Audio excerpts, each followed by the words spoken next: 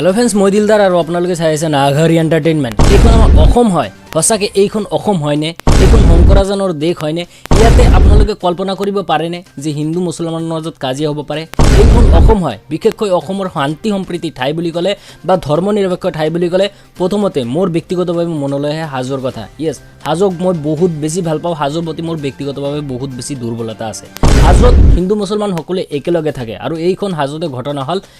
এজন মানুহক মাৰি পেলো হল হিন্দু মুছলমান নামত এক ৰাজনীতি আৰম্ভ হৈছে কেজনমান মুছলমান মানুহে হিন্দু মানুহ এজনক মাৰি পেলালে আৰু এই ঘটনাটোক ইমান বেছি বা ইমান বহুলভাৱে প্ৰচাৰ কৰা হৈছে সাম্প্ৰদায়িক সংঘৰ্ষ লগোৱাৰ কাৰণে কিছুমান মানুহ উঠি পৰি লাগিছে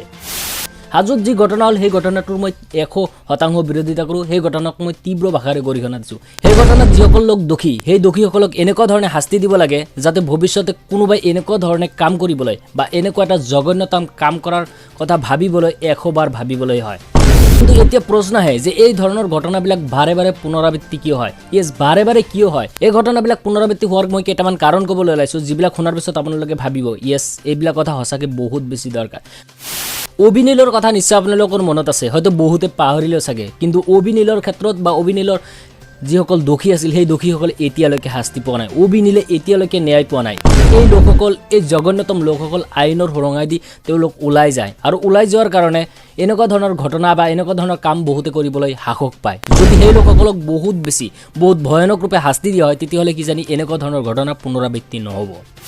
উজনিৰ সাবুৱাৰ পৰাগজ্যোতি নেওগ ইয়েস এই নামটো নিশ্চয় আপোনালোকে শুনি আছে একে ধৰণৰ ঘটনা মানে হাজোত যি ঘটনা হল সেই ঘটনাটো সাবুৱাত একে ধৰণৰ ঘটনা হল তাতেও কিছু সংখ্যক লোকে কিছু সংখ্যক অভদ্ৰ কিছু সংখ্যক জঘন্যতম প্ৰাণী আহি পৰাগজ্যোতি নেওগক মাৰি পেলালে আৰু হাজোৰ সনাতন ডেকাকো মাৰি পেলালে দুটা ঘটনাৰ ক্ষেত্ৰতে মই সমানে দুখ প্ৰকাশ কৰিছো সঁচাকে বহুত বেছি দুখ লাগিছে সঁচাকে এই লোকসকলক বহুত বেছি বা বহুত ভয়ানক ৰূপে শাস্তি দিব লাগে যাতে ভৱিষ্যতে কোনোবাই এনেকুৱা ধৰণৰ কাম কৰাৰ ক্ষেত্ৰত 100 বাৰ ভাবিবলগীয়া হয় কিন্তু কথাটো হল যে এই ঘটনা বা এই কথাবিলাক সৰু হৈ থাকে বা এই উপযুক্ত দোষীবিলাকে শাস্তি নোপোৱাৰ কাৰণ এই কথাটো কাৰণ হাজোত যেটো ঘটনা হল একে ধৰণৰ ঘটনা সাবুৱাত হৈছে কিন্তু হাজোৰ ঘটনাটো সোশ্যাল মিডিয়াত বা ইমান বহুলভাৱে প্ৰচাৰ হৈ আছে কিন্তু সাবুৱাৰ ঘটনাটো ইমান বহুলভাৱে প্ৰচাৰ হৈ থকা নাই কাৰণ হাজোৰ ঘটনাটোৰ লগত হিন্দু মুছলমান জড়িত আছে কিন্তু সাবুৱাৰ ঘটনাৰ লগত হিন্দু মুছলমান জড়িত হৈ থকা নাই মই যিখিনিলৈকে তথ্য পাইছো সেইখিনিত হাজোৰ ঘটনাত বহুত ৰাজনৈতিক নেতাবিলাক সনাতন ডেকাৰ ঘৰত গৈছে কিন্তু এতিয়ালৈকে এটা খবৰ নাহিল যত পৰাগজ্যোতি নেওগৰ ঘৰত এজনো ৰাজনৈতিক নেতা গৈছে যোৱা নাই কাৰণ সেই ঘটনাটো টিআৰপি নাই কিন্তু সনাতন ডেকাৰ ক্ষেত্ৰত টিআৰপি আছে হসা কথা মৃত ব্যক্তি এজনৰ বা এনেকুৱা এটা জঘন্যতম কাৰোকাৰ্যৰ ওপৰত টিআৰপিৰ কথা ক'বলৈ দুখ লাগিছে কিন্তু হসা কথাটো হল যে এই নেতাসকলে এই ৰাজনৈতিক নেতাসকলে টিআৰপিৰ পিছত দৌৰি আছে ইয়েস কেৱল মুখ্যমন্ত্ৰীয়ে 2 লাখ টকা ঘোষণা কৰিলে বাকি কোনেও আগবাঢ়ি নাহিল পৰাগজ্যোতি নেওগৰ ক্ষেত্ৰত কিন্তু হাজোৰ ঘটনাৰ ক্ষেত্ৰত বহুত লোক আগবাঢ়িল কাৰণটো কি নাই সিৰিয়াসলি আপোনালোকে কক একে ধৰণৰ ঘটনা হৈছে দুটা ক্ষেত্ৰতে দোষীক উপযুক্তভাৱে বা সমানভাৱে শাস্তি দিবলৈ কিয় কোৱা হোৱা নাই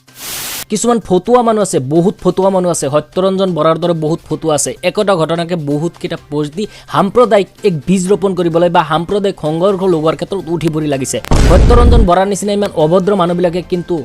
পৰাগজ্যোতি নেওগৰ ক্ষেত্ৰত এটা পোষ্ট নিদিলে কাৰণ জানে সেইবিলাক দিলে সেইবিলাকত কোনো টিআৰপি নাই কিন্তু হাজোত যেটো ঘটনা আছে সেই ঘটনাত টিআৰপি আছে এনেকুৱা ধৰণৰ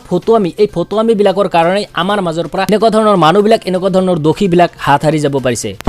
যদি হসাকে আমাৰ মানসিকতা আছে যিসকল দোষী হেজন হিন্দুই হওক বা মুছলমানে হওক তেওঁলোকে শাস্তি পাব লাগে তেতিয়াহলে হিন্দু মুছলমান এনেকুৱা ধৰণৰ ৰাজনীতি নকৰি কোনজন দোষী হিন্দু কোনজন মুছলমান এনেকুৱা ধৰণে নাচাই উপযুক্ত দোষীজনক শাস্তি দিয়াৰ ব্যৱস্থা কৰক যদি তেনেকুৱা ধৰণে হয় তেতিয়াহলে উপযুক্ত দোষীবিলাকে শাস্তি পাব কিন্তু হিন্দু মুছলমান এনেকুৱা ধৰণে টিআৰপিৰ পিছত দৌৰি এই উপযুক্ত দোষীবিলাকে হাত হাৰি যাব পাৰিছে মই এই ভিডিঅ'ৰ জৰিয়তে আসলতে কি ক'ব বিচাৰিছো নিশ্চয় আপোনালোকে ভালকে বুজিব পাৰিছে এই ভিডিঅ'টো সকলোলৈ শ্বেয়াৰ কৰি দিয়ক সকলোৱে চাব লাগে হিন্দু মুছলমান সকলোৱে চাব লাগে যিসকলে এনেকুৱা ধৰণৰ ৰাজনীতি আৰম্ভ কৰিছে সকলোৱে চাব লাগে